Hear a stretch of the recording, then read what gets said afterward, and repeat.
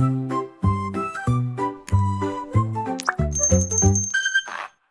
भालू और बंदर आई हिलाता था, आता था, खिलाता था, एक चिक करता, चढ़ता उतरता, शोर मचाता। भालू हुक्का पीता था, कर कर कर कर कर करता था। शेर दहाड़ा जोर से, घूम रहा था फख्र से।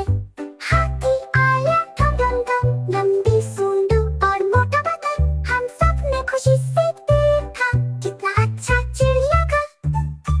बिल्ली भालू और बंदर आई हिलाता था, आता था, खिलाता था, चिक करता, चढ़ता उतरता, शोर मचाता।